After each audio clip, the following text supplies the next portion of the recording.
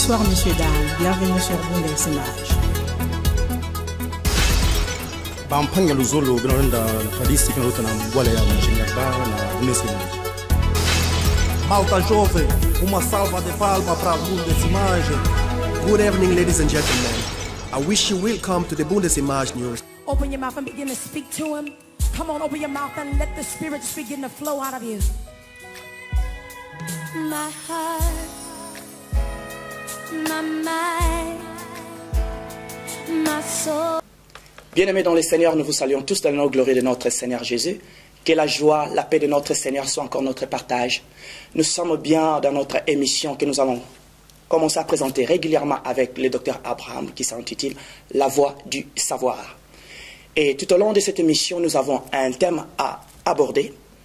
Et ce thème, nous allons beaucoup plus parler du raté de l'année passée et ce que nous devons faire tout au long de cette année. Et pour ce faire, nous avons le plaisir de recevoir sur ce plateau pour vous un éminent homme de Dieu, pour ceux qui le connaissent déjà et pour ceux qui ne le connaissent pas. Je lui donnerai l'occasion de se présenter. Homme de Dieu, je m'en vais déjà vous dire bonjour. Bonjour frère Kalis Njate.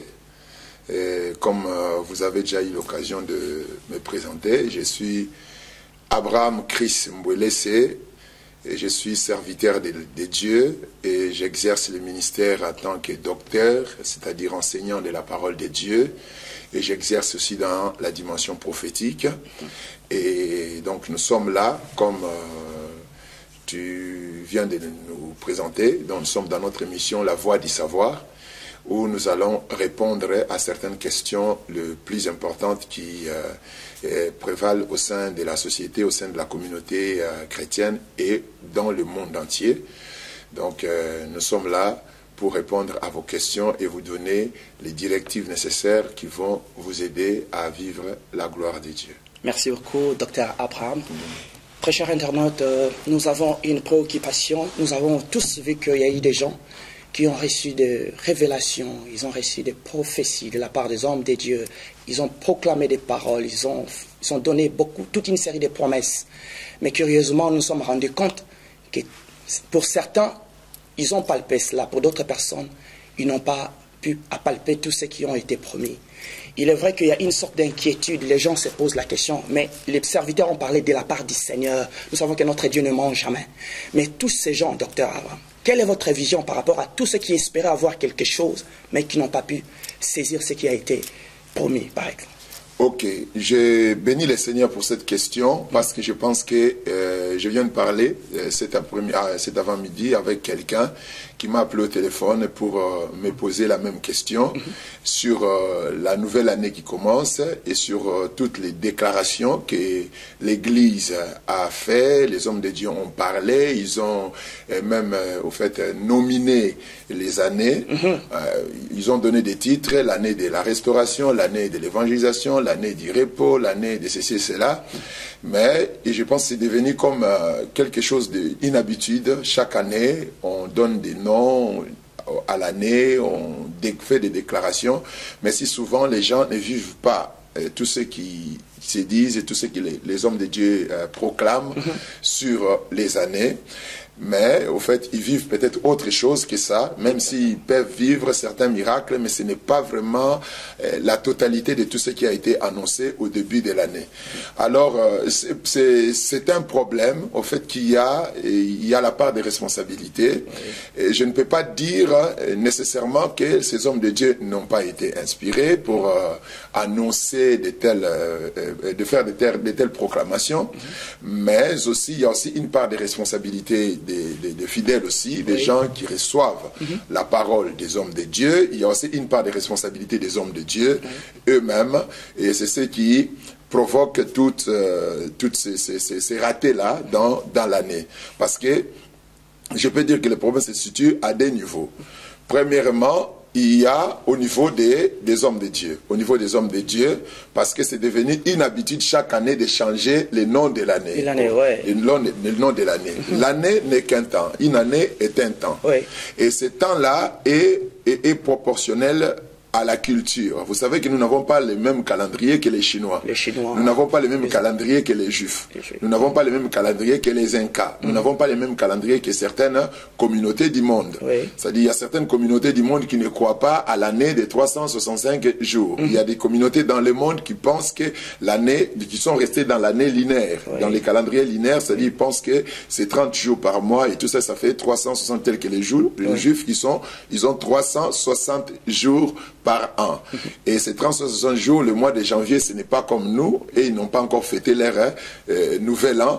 Ils attendent jusqu'au début du mois d'avril qu'ils vont fêter le nouvel an.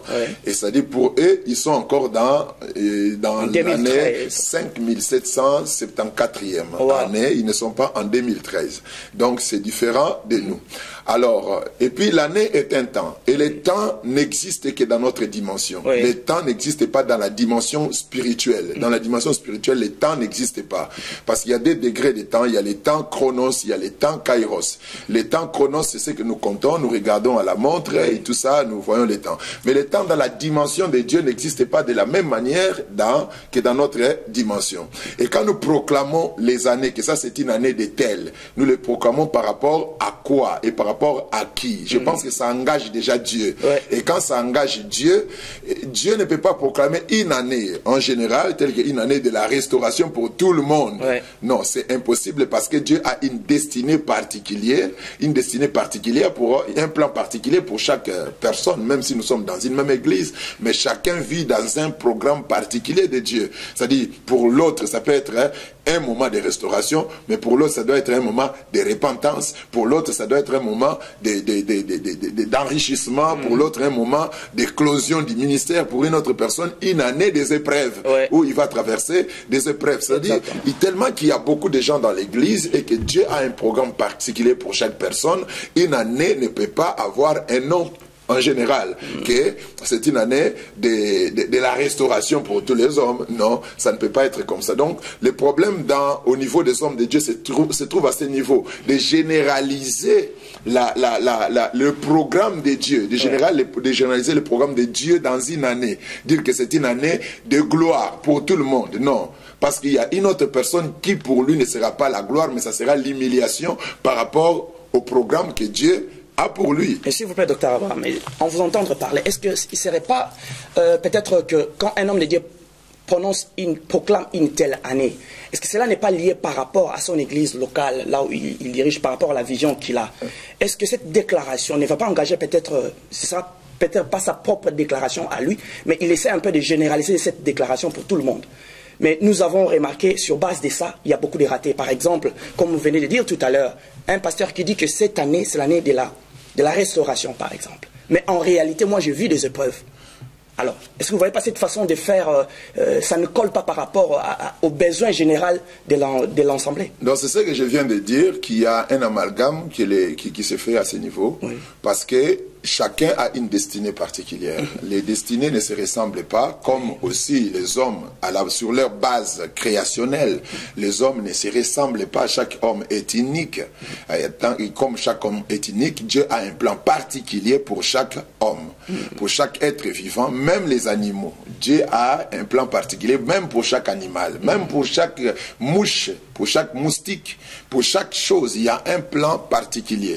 Et ce plan particulier fonctionne pour créer une cohésion cosmique, une cohésion existentielle qui fait que tout converge vers un plan commun. Mais chaque personne, chaque individu vit dans un plan particulier de Dieu. C'est-à-dire, même dans l'église locale, je ne peux pas dire, ça c'est l'année de la gloire. Parce qu'il y a des gens dans mon église locale qui ne sont pas encore convertis. Il y a des gens qui sont dans l'église locale que Dieu est en train de préparer à une gloire peut-être qui viendra après 10 ans.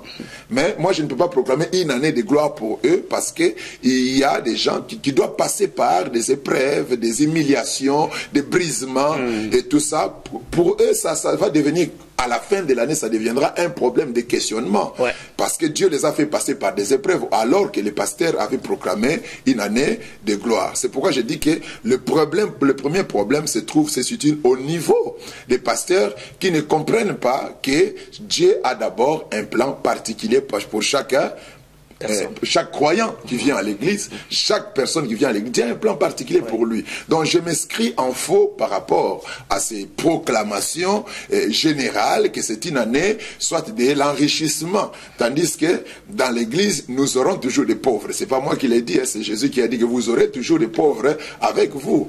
Paul dit que j'ai fait la main d'association. Donc Pierre, Jacques et Jean m'ont donné la main d'association. Ils ne m'ont pas donné d'autre charge que celui de m'occuper des pauvres. C'est-à-dire, il y aura des pauvres aussi dans l'église. Mais si vous dites, c'est une année d'enrichissement ou l'année de la richesse. Et si quelqu'un passe toute l'année, il arrive jusqu'à la fin, il n'est pas riche. Et là, qu'est-ce qu'il va se poser comme question? Il dira que non, la parole de Dieu n'est pas vraie, les prophéties sont fausses et tout ça. Donc nous devons dire clairement aux gens que chaque personne a vu dans un plan particulier de Dieu et que tout ce que nous disons en général n'atteint pas tout le monde, ne peut pas atteindre tout le monde parce que Dieu a vraiment un programme particulier pour chaque individu. Alors, merci beaucoup. On vous entend parler, donc j'ai directement compris. Je crois qu'il ne serait pas prudent à un berger de se tenir devant son assemblée et programmer une année pour tout le monde, parce que selon votre explication, cela ne va pas attendre tout le monde, parce que Dieu a toujours un plan particulier pour tout un chacun, de peur qu'à la fin de toutes choses, je n'arrive pas à saisir ce que le berger a prédit, et puis ça va constituer toute une série de questions. Alors, Dr Abraham, selon vous, qu'est-ce que vous pensez maintenant? Que devons-nous faire maintenant pour cette année? Selon votre pensée, on vous entendrait parler au courant pour ceux qui n'ont pas saisi ce qu'ils ont espéré avoir. Qu'est-ce qu'ils peuvent faire pour cette année qui vient de commencer? Bon, la première chose, ceux qui n'ont pas saisi ce qu'ils ont entendu l'année passée, ils doivent d'abord vivre hors des limites du temps. Ils doivent faire tomber les limites du temps. Nous vivons dans un présent éternel. Dans la dimension de la divinité, il y a un présent éternel. Et dans ce présent-là, les choses se réalisent selon les temps de Dieu, pas selon les temps des hommes. L'homme ne peut pas lui-même se fixer un temps pour sa bénédiction, il ne peut pas se fixer lui-même un temps pour son élévation. L'homme doit se conformer à ce que Dieu a fixé selon les temps de Dieu, selon les temps, selon les temps de Dieu, pas à la dimension humaine. Donc, nous devons d'abord, chaque personne qui a passé une année et qui a vu qu'il y a certaines choses, qu'il y a eu des ratés dans l'année, qui s'est fixé certains objectifs et qui ne les a pas atteints, il doit d'abord faire une introspection personnelle. L'introspection à des niveaux, d'abord savoir si les buts qu'il s'est fixés sont d'abord les buts divins pour lui. Il doit comprendre que ce que je me suis fixé dans toute l'année, est-ce que c'était un but de Dieu pour moi ou c'était des buts égoïstes? Est-ce que c'était des objectifs personnels pour des intérêts personnels ou c'était des objectifs qui sont des révélations que Dieu m'a parlé que tu verras dans une période de temps, dans une telle période de temps, tu verras telle chose qui va se réaliser dans ta vie. Donc si ce que l'homme attend recevoir de Dieu dans une année n'est autre que des visions ou des ambitions fondées sur des intérêts personnels, donc il doit changer sa manière de faire ses projets, d'établir ses objectifs, d'établir ses programmes, parce que Dieu n'entre pas dans ton programme. C'est l'homme qui doit entrer dans les programmes de Dieu. C'est-à-dire, avant de dire que dans cette année, j'aurai telle chose, il faut que ces choses-là s'inscrivent dans la volonté de Dieu. Que ça soit établi sur le base du plan de Dieu pour ta vie. Donc, Dieu n'entre pas dans ton plan. Dieu n'accomplit que son plan. Il n'accomplit que sa propre volonté. Et tout ce que l'homme peut demander à Dieu, vous savez, je l'avais prêché un jour ici dans notre église, que Dieu n'exauce pas tes prières. Ça peut dépasser beaucoup de gens. Dieu n'exauce pas. En vérité, Dieu exauce la prière. Mais Dieu n'exauce pas tes prières. Dieu exauce ses propres prières. C'est-à-dire, tout ce que l'homme demande, selon la volonté de Dieu, Dieu l'exauce. En d'autres termes, cette prière que tu fais là n'est pas ta prière. Tu n'es qu'en train de demander ce que Dieu avait déjà programmé pour toi. C'est-à-dire, tu demandes des choses que Dieu t'a inspirées. Tu demandes des choses que Dieu t'a insufflé à l'oreille. Dieu t'a donné des réponses et tu commences à demander ces réponses à Dieu. C'est-à-dire, Dieu n'exauce pas tes prières. Dieu exauce ses propres prières. C'est-à-dire, les paroles qu'il a mis dans ta bouche, et ces paroles-là, quand tu le prononces devant Dieu, Dieu t'exauce. C'est la première des choses que tous ceux qui ont échoué en 2013 doivent faire, c'est-à-dire revoir encore tout ce qu'ils avaient fixé, c'était fixé comme objectif, comme plan, comme but à atteindre, et faire cette introspection-là, l'introspection personnelle, jauger leurs propres désirs, leurs désirs, leurs besoins, pour savoir si ces besoins, ces désirs, ces passions sont des passions personnelles, égoïstes, individuelles, ou soit c'était des choses que Dieu avait révélées, que Dieu leur avait parlé. La Bible dit en maintes reprises dans la composition du tabernacle, quand Dieu a dit à Moïse de construire le tabernacle, la Bible dit que Moïse a construit le tabernacle selon le modèle que Dieu lui avait révélé sur la montagne. Ouais. Et si vous lisez Exode chapitre 40, quand on parle de la construction du tabernacle, vous verrez qu'il est répété 7 fois. 7 fois. Moïse le fit comme l'Éternel lui avait ordonné. Cette phrase-là revient 7 fois. 7 fois. Le chiffre 7, c'est le chiffre de la perfection. De la perfection. 7 fois, c'est répété dans Exode chapitre 4. Moïse fit ceci selon ce que l'Éternel lui avait ordonné. Ou soit il le fit selon ce que l'Éternel avait révélé, avait ordonné à Moïse. 7 fois.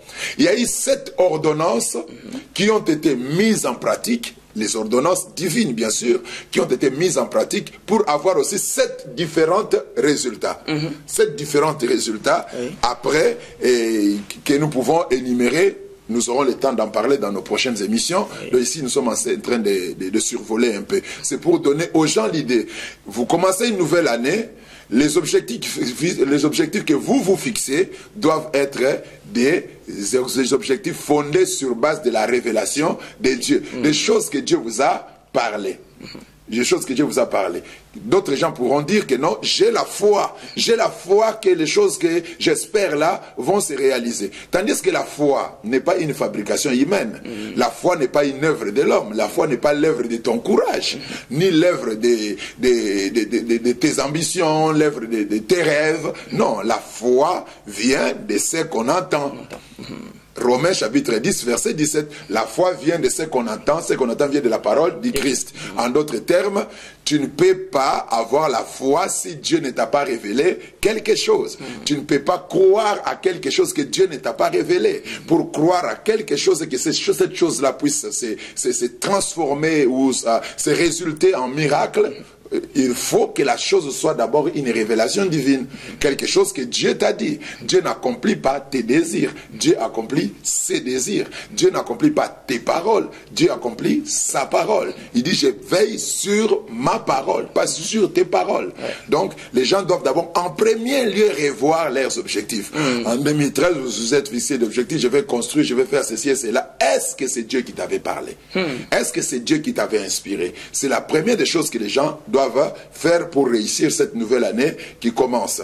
Deuxième point, ils doivent non pas seulement se limiter, peut-être que Dieu t'avait parlé aussi, que cette année tu auras ça, ça, ça, ça. Mais les gens ne doivent pas se limiter là, que Dieu m'avait parlé. Dieu exauce ses propres prières, il exauce sa parole, il réagit à tout ce qu'il dit, il le fait, mais sauf qu'il y a des degrés dans l'accomplissement de tout ce que Dieu dit. Dieu parle, et toi tu pries, Dieu agit. Mais ce que Dieu te donne ne t'appartient pas automatiquement. Ça existe dans la dimension spirituelle. Ça ne se matérialise pas encore. D'où la chose doit te localiser dans une certaine position. Parce que Dieu n'exauce pas l'homme dans n'importe quelle position. L'homme doit se retrouver dans une position quelconque qui permet que les choses que Dieu lui a données puissent se matérialiser dans sa vie. Et si tu es dans une mauvaise posture spirituelle, cela fera que les choses que Dieu t'a données sont là. Beaucoup de gens ont été exaucés en 2013. Dieu a exaucé leurs prières, mais c'est qu'ils étaient dans une mauvaise posture. C'est-à-dire le jour où Dieu lui avait dit, je te bénirai, je ferai ceci et cela, il a dit, Amen, Dieu va me bénir. Et il a commencé à prier. Il a prié, Dieu l'a exaucé. Mais juste après avoir été exaucé par Dieu, il commence à fréquenter les boîtes de nuit, il commence à aller dans les nganda, il commence à mener sa vie comme il veut. Il ne veut pas s'inscrire lui-même dans la volonté de Dieu. C'est-à-dire ce qu'il a demandé est dans la volonté de Dieu. Dieu l'a exaucé dans sa volonté, mais sa posture spirituelle a empêché à ce que les choses que Dieu lui a données puissent se manifester au sein de sa vie. C'est-à-dire les gens ne doivent pas seulement voir Dieu m'avait parlé, oui. Premièrement, est-ce que Dieu t'avait parlé? Bon, non. C'est-à-dire, tu dois chercher la révélation dans cette année. Ouais. Bon, si Dieu t'avait parlé réellement, qu'est-ce qui a fait que les choses ne se réalisent pas? Peut-être c'est ta posture, ta position spirituelle. Nous avons l'habitude de dire, change ta position et Dieu changera ta situation. Il y a certaines positions que les gens ont prises en 2013 qui ont été une obstruction majeure, qui ont été, des obstructions majeures à l'action divine dans leur vie. C'est-à-dire, en 2013, 2014, la première des choses à faire, c'est de faire une introspection. Pourquoi est-ce que je n'ai pas réussi dans les passés? Pourquoi? Et tout ça. Il y a aussi des gens qui ont perdu, qui ont commencé à réussir et qui ont perdu par malgérance. C'est-à-dire, l'homme a prié, Dieu l'a exaucé, et puis il est dans une bonne position spirituelle. C'est-à-dire, il craint Dieu, il marche dans la volonté de Dieu, et les choses commencent aussi à marcher pour lui. Et du coup, à un certain moment, ça commence à chuter. Ça, nous entrons dans la dimension de la responsabilité personnelle, de la gérance de ce que Dieu te donne. Dieu t'exauce, mais il ne gère pas ce qu'il te donne. Dieu t'exauce, mais il ne gère pas. Dieu peut t'exaucer, il te donne. Tu avais prié pour un mari, Dieu t'envoie un mari. Tu avais prié pour une femme, Dieu t'envoie une femme. Mais si tu ne gères pas bien cet homme que Dieu t'a donné, si tu ne gères pas bien cette femme que Dieu t'a donnée, cet homme peut te fuir à cause de tes mauvais comportements. Tu ne l'as pas bien géré. Tu n'as pas bien géré ce que Dieu t'a donné. Tu as prié, Seigneur, j'ai besoin d'argent pour commencer les affaires et tout ça. Au mois de janvier 2013, Dieu a fait grâce que tu as trouvé une somme d'argent, tu commences à avoir l'argent et tout ça, les choses commencent à marcher, mais tu as commencé peut-être à mal gérer l'argent. La malgérance, ça c'est dans la dimension plus tout à fait scientifique, scientifique, humaine, où l'homme doit apprendre à gérer aussi les choses que Dieu lui a données. C'est-à-dire l'introspection doit se faire d'abord à ces niveaux pour commencer une nouvelle année. En tout cas, nous vous remercions beaucoup pour toutes ces précisions et j'espère que nos très chers internautes ont compris vraiment parce que le docteur a été vraiment explicite, l'a expliqué avec beaucoup de détails nécessaires et cela a retenu notre attention. Et nous tendons lentement et sûrement vers la fin de notre émission. Je ne sais pas, docteur Adam, si vous avez les derniers mots par rapport à tout ce que nous venons de dépeindre ici comme un tableau. Ben, les derniers mots, je pense que je n'aurai pas les derniers mots. Parce que l'émission par rapport à l'émission, parce que nous savons que ça va continuer, mais néanmoins, pour ces cadres aujourd'hui. Oui, l'émission va continuer, vous nous aurez sur Internet à tout moment, et la Voix du Savoir va vous informer. Et moi, j'ai l'habitude de dire que ce qui informe, forme. C'est-à-dire, quand tu es informé, tu seras formé. Celui qui est bien informé est bien formé. Donc nous sommes là pour vous former, mais j'aimerais vous dire que cette année peut être une bonne année pour vous. Et c'est déjà comme les gens le disent, bonne année, donc nous vous disons bonne année. Mais bonne année, tout ce qui est bon n'est pas nécessairement acceptable. Tout ce qui est bon n'est pas nécessairement bien.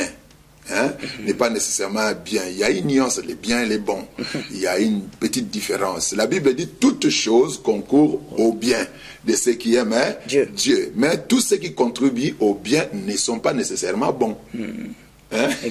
Ne sont pas nécessairement bons. C'est-à-dire que l'objectif c'est les biens. Mais tous ceux qui amènent vers les biens ne sont pas nécessairement bons. Dans cette année, telle que tu es là, tu peux passer par des épreuves. Tu peux passer par des épreuves, mais dont l'aboutissement est les biens. Le plus grand bien, c'est Dieu lui-même. Dieu est le souverain bien. Il est le souverain bien.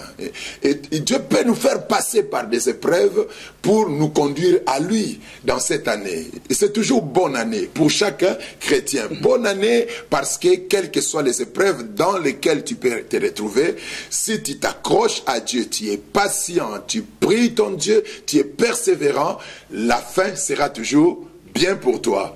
Et bonne année, parce que cette année, peut-être Dieu va te faire passer par certaines formations où ça va exiger certains sacrifices à faire. Et dans ces sacrifices-là, la fin ne sera toujours que bien pour toi.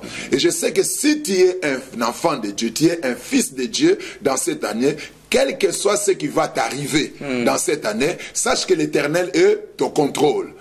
Ton seul devoir, c'est ce que Paul a dit. Marchez selon l'esprit et vous n'accomplirez pas les désirs de la chair. Laissez-vous conduire par l'esprit. Et quand vous êtes conduit par l'esprit, vous allez sentir les problèmes. Mais l'esprit va vous fortifier. L'esprit va vous encadrer. L'esprit va vous orienter dans la profondeur du socle des problèmes, dans les nœuds du problème, pour que vous puissiez dire merci Seigneur à la fin. N'oubliez pas que Dieu a toujours eu raison.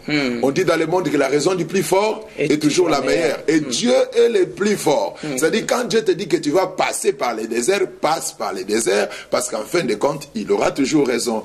Donc, dans cette année, je vous souhaite, je dis que tu dois te conduire comme ça en attendant recevoir les bonnes choses de la part de Dieu, mais ces bonnes choses ne seront pas toujours compatibles à ce que toi tu considères comme étant bon. Ouais, docteur Abraham, s'il vous plaît, je ne sais pas si vous pouvez brosser dans quelques lignes.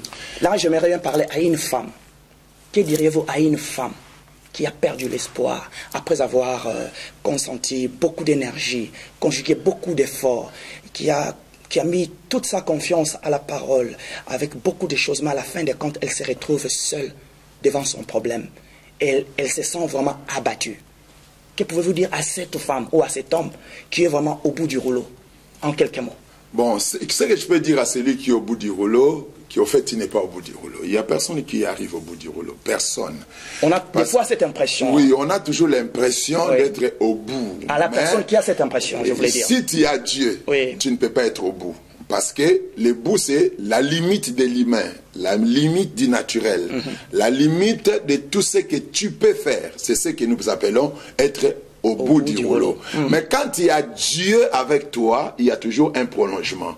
Il y a toujours de l'espace d'action. Il y a toujours un champ d'action qui se libère à la limite. Donc, au-delà de tes limites, il y a un champ surnaturel qui s'ouvre. Celui qui est au bout du rouleau, je vais t'annoncer en tant que prophète de Dieu que tu n'es pas au bout. Si Dieu est avec toi, tu n'es pas au bout. Je vais te rappeler une histoire qui se trouve au sein de la Bible. Il y a tout un peuple qui s'est retrouvé, selon eux, au bout. Au bout, selon eux, nous sommes arrivés au bout. Pourquoi? Parce qu'ils avaient en face de la mer Rouge. Et derrière eux, Pharaon. Et ils ont commencé à crier. Seigneur, pourquoi tu nous as amenés jusqu'ici? Ils ont commencé à crier chez Moïse. Pourquoi tu nous as amenés mourir ici? N'y avait-il pas de sépulcre en Égypte? C'est-à-dire, ils ont déjà vu la mort. Ils ont préféré la mort en Égypte que de venir mourir dans les déserts. Mais là où ils étaient au bout, écoute, c'était ce jour-là que Dieu a refusé une prière. Dieu qui demande aux hommes de prier, il a dit pourquoi c'est tumulte, pourquoi c'est bruit parmi les peuples. Quand les gens ont commencé à penser qu'ils sont au bout, en faisant des prières, des gens qui sont au bout, qui disent que nous sommes au bout, nous sommes finis, nous allons, la prière de la fatalité, nous allons mourir ici, c'est fini pour nous. Dieu appelle ça des bruits. Des bruits. Pourquoi ces bruits parmi les peuples? Et il a même demandé à Moïse de leur dire, restez dans les silences, car l'Éternel lui-même combattra pour vous. Et quand le peuple s'est mis dans le silence, Dieu a dit à Moïse ce qu'il devait faire.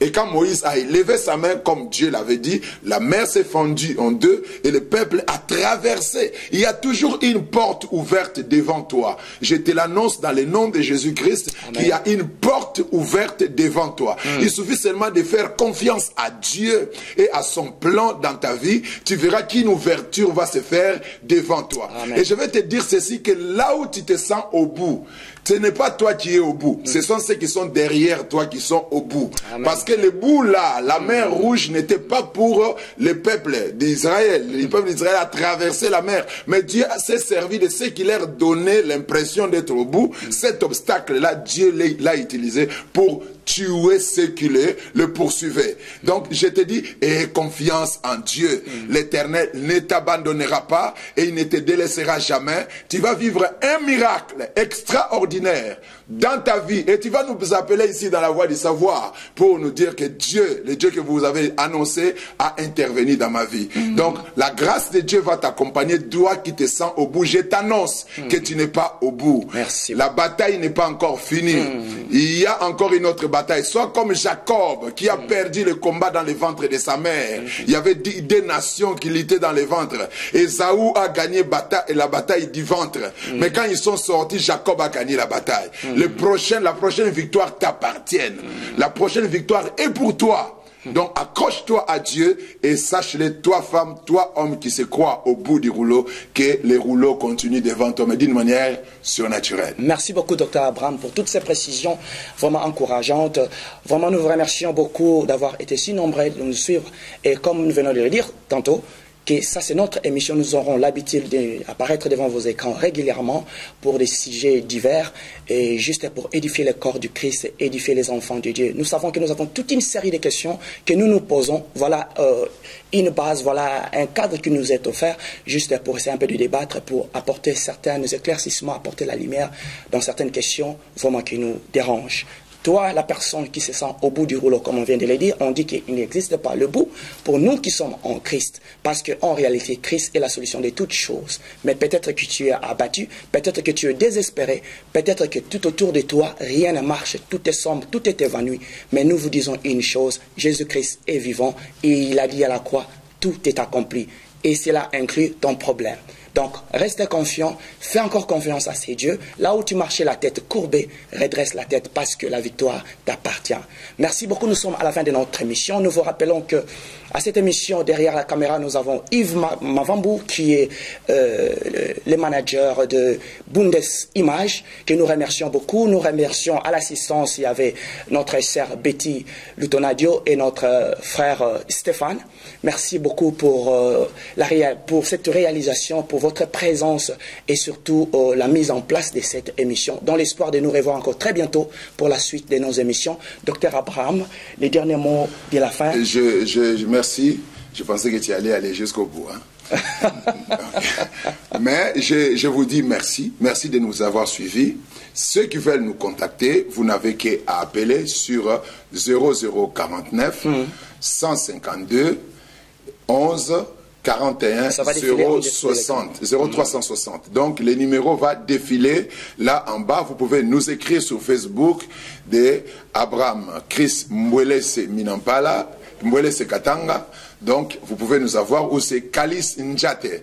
Vous allez avoir Kalis Njate, Kalis avec K sur Facebook. Exactement. Vous pourriez nous contacter et nous sommes disposés à prier pour vous, à vous orienter selon vos besoins et à vous donner des directives divines qui vont vous aider à atteindre vos objectifs dans cette année. Vous voulez un coaching personnel pour vous coacher dans les affaires, vous coacher dans les ministères, vous pouvez nous appeler. Nous sommes prêts à vous coacher, à vous aider pour le développement personnel. Donc, suivez nos prochaines émissions et vous serez très, très édifiés. Que Dieu vous bénisse. Bonne année 2014. Voilà, merci beaucoup. Sur ce, nous allons mettre un point final sur notre émission. Nous vous rappelons que celui qui a animé cette émission, c'était votre humble serviteur, votre bien-aimé dans le Seigneur, le frère Kalis Njate. Sur ce, nous nous séparons et nous vous disons bonne suite des programmes sur La Voie du Savoir. Merci, que le Seigneur vous bénisse.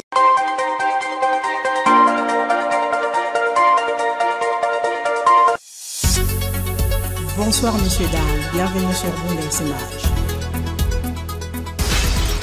Bampanya Luzolo, Granda, Padisi, Kanotana, Walea, Machingaba, Bundes Images.